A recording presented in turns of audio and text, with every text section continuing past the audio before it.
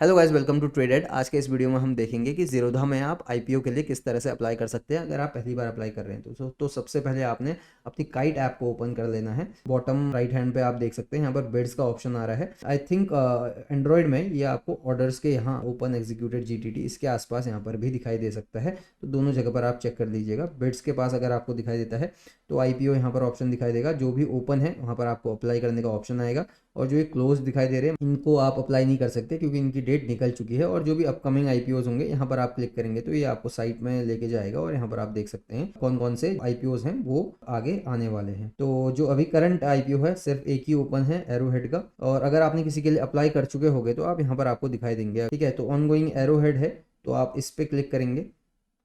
इसके बाद आपके सामने अप्लाई का ऑप्शन आ रहा है। इसके अलावा आपको यहाँ पर क्या क्या चीज़ें दिखाई देंगी कि आप इंडिविजुअल इन्वेस्टर हैं, जो भी इशू साइज है एरोहेड का, जो जितने शेयर्स ये इशू करने वाले हैं वो लिखा हुआ है। इनका लॉट साइज कितने शेयर्स का है, लॉट साइज का मतलब होता है कि 600 शेयर्स यहाँ पर लिखा हुआ है। तो आपको एटलीस्ट एरोहेड के 600 शेयर्स खरीदने पड़ेंगे आईपीओ के लिए, मतलब आप इंडिविजुअल शेयर्स को आईपीओ में नहीं बाई कर सकते हैं। रेड हेरिंग प्रोस्पेक्टस का मतलब होता है इनका जो भी प्रपोजल है, जो भी इनके प्लान्स हैं, वो सारी चीज़ें इन्होंने लिखी होंगी।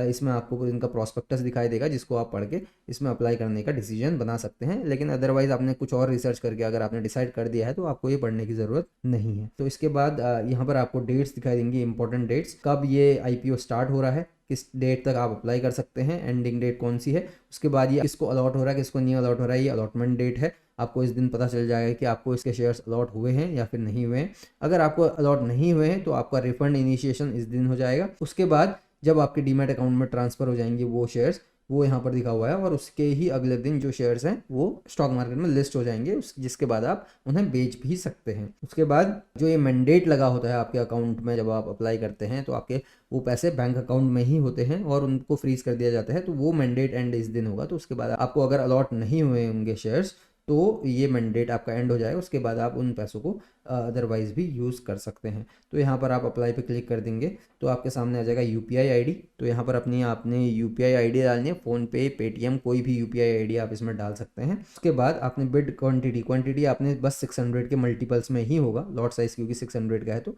अलग अलग आईपीओ में अलग अलग होगा। या फिर 600 शेयर आपने बाई करना है, या फिर 1200 या फिर 1800, इस तरह से आपने अप्लाई करना है। जो प्राइस रेंज है उसी रेंज के अंदर आप कोई भी प्राइस डाल सकते हैं कि आपको कितना प्राइस में वो शेयर्स चाहिए, उसकी कोई रेंज होती है। इसमें बस 233 है तो ये 233 ही आएगा। तो यहाँ पर आपने इसमें चेक मार्क लगा देना है और उसके बाद यहाँ से एप्लीकेशन सबमिट कर देनी है। तो यहाँ पर ये आपके सामने आ जाएगा, application place successfully, please accept the UPI mandate. तो इसके बाद जो है आपको अपनी यूपीआई ऐप में जाना है जहाँ पर आपको पेमेंट कर देनी है, जिसके बाद आपके जो वो पैसे हैं वो आपके अकाउंट में ही रहेंगे, लेकिन वो फ्रीज हो जाएंगे।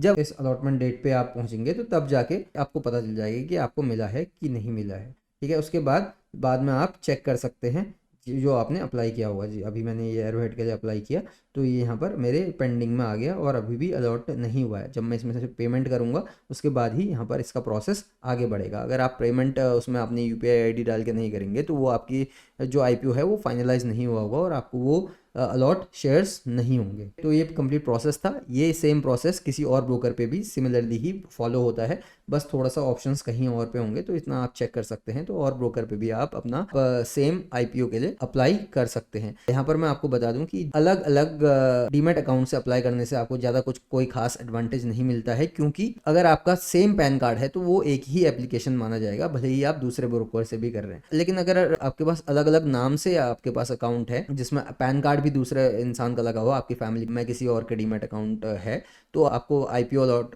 होने की चांसेस को आप बढ़ा सकते हैं 2 या उससे ज़्यादा अकाउंट से अप्लाई करके। तो ये था कि आप किस तरह से आप आईपीओ के लिए अप्लाई कर सकते हैं। तो मैं आपको मिलता हूँ अगले इन्फॉर्मेटिव वीडियो में।